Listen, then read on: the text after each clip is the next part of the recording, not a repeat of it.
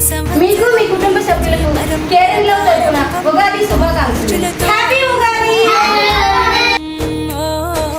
మనసుకు తెచ్చెను తరగని సంతోషం.